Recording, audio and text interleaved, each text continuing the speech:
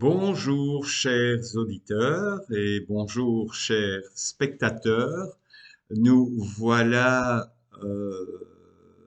enfin pour une nouvelle vidéo sur les Yoga Sutras. Alors effectivement, nous sommes maintenant au 13e sutra, mais avant de commencer ce 13e sutra, je voulais vous lire une petite phrase de Jean Varenne.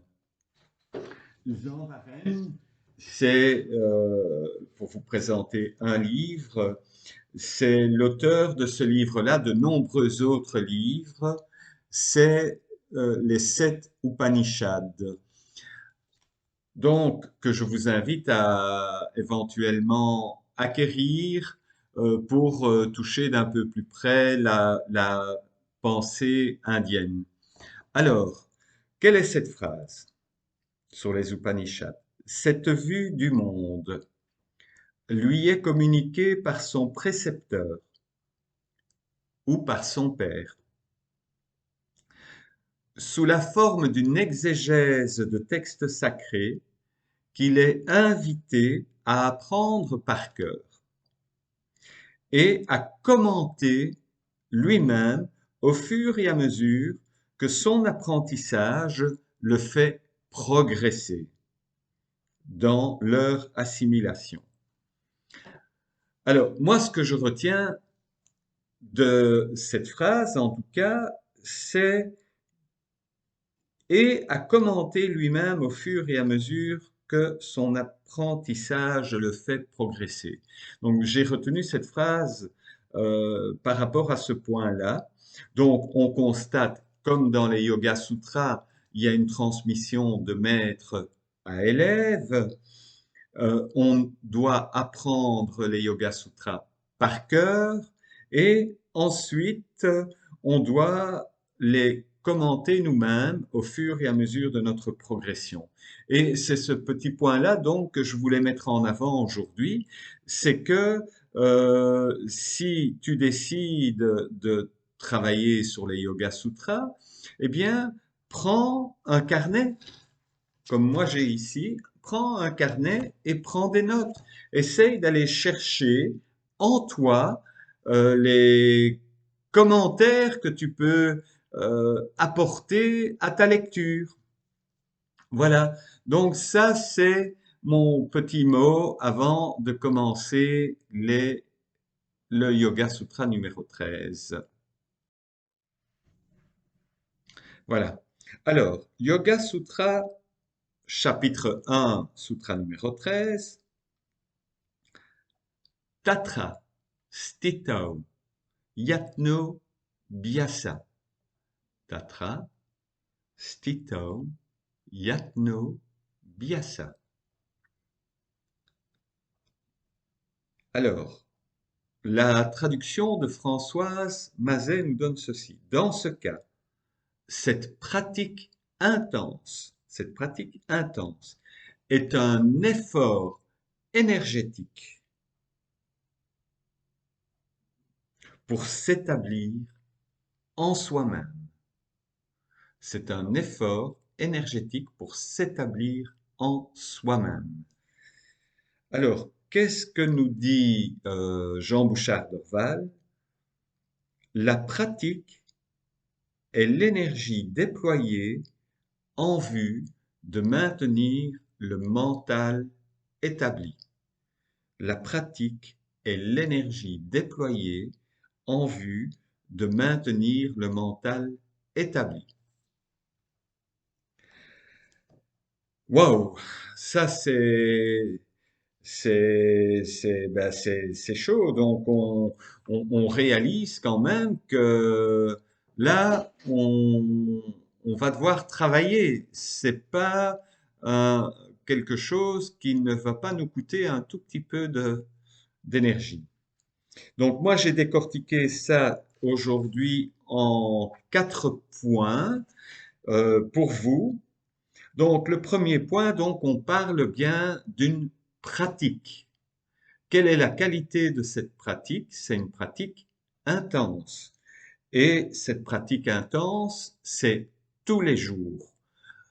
On le voit dès le départ, c'est un enseignement qui va nous être enseigné dans la continuité. Le deuxième point, je reviens avec la pratique intense, donc le mot intense déjà en lui-même annonce la couleur. Ça veut dire que ça va pas être une petite balade. Dans cette notion d'intensité, évidemment, nous allons transpirer. Alors, on va peut-être pas transpirer des gouttes, mais peut-être, mais il y a quand même cette notion à savoir que ça va peut-être bousculer des choses qui sont établies en toi depuis des décennies, des choses établies que tu n'as jamais pu penser qu'il était nécessaire de les changer, de les remplacer, de les supprimer, ou peut-être réaliser que ces choses euh, établies en toi, là, elles étaient, comment dirais-je, la cause d'événements extérieurs, d'événements dans ta vie douloureux ou pas. Alors, le point 3 nous parle de l'énergie. Alors, par rapport à l'énergie, juste un petit mot, prana, en yoga, prana, c'est l'énergie qu'on respire, hein, qu'on prend, qu'on fait circuler dans dans notre corps, hein, évidemment. Et cette intensité va, comment dirais-je, nous coûter de l'énergie, bien évidemment. Le déploiement de l'énergie est considérable. Donc, c'est de se dire, enfin, moi j'ai mis sur le côté mes livres de chevet. Ben oui, ça demande du travail de lire, relire, retourner, réfléchir, accepter de changer aussi un point de vue. On a peut-être compris aujourd'hui quelque chose. Ce petit quelque chose qu'on avait compris est peut-être erroné. Et donc, on doit revoir ce que l'on a appris. OK? 4. On te dit maintenir le mental établi ou s'établir en soi-même. Pour moi, c'est pas tout à fait la même chose, mais je vais prendre s'établir en soi-même. D'accord? Donc, ça veut dire que quand même, pour aller à la rencontre du soi et de rester établi dans cette relation au soi, ça va demander effectivement euh, une pratique intense et cela confirme l'intensité de l'effort pour rentrer à la maison. Donc ça confirme l'intensité de l'effort pour rentrer à la maison. La maison, c'est chez toi.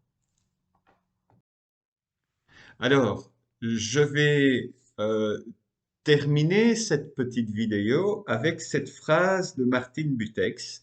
Donc, je dois avouer que j'ai pas pu résister d'acheter son livre sur les 108 Upanishads. Euh, j'ai pas pu résister, je l'avoue. Et donc, il y a une phrase qui m'a marqué, qui est la suivante. Le savoir n'a d'intérêt que s'il a la capacité de nous ramener à l'être, en nous fournissant le choc suffisant pour d'abord nous interroger sur notre être, en nous ramenant à la seule raison qui vaille, qui suis-je? C'est une phrase très puissante et donc moi je vous invite aujourd'hui à y réfléchir, La première que je vous ai donnée de Jean Varenne, l'entrelac ou l'entremets, je dirais, le 13e sutra du premier chapitre, hein, sur cette pratique intense, et sur cette phrase de Martine Butex. Voilà, il y a matière, comme je le disais, à prendre des notes, à réfléchir, à essayer de comprendre ce que je vous ai expliqué. Profitez-en, c'est le moment, et on se retrouve prochainement pour le Yoga Sutra numéro 14. Je vous embrasse bien fort, je vous souhaite une excellente journée et on se retrouve bientôt.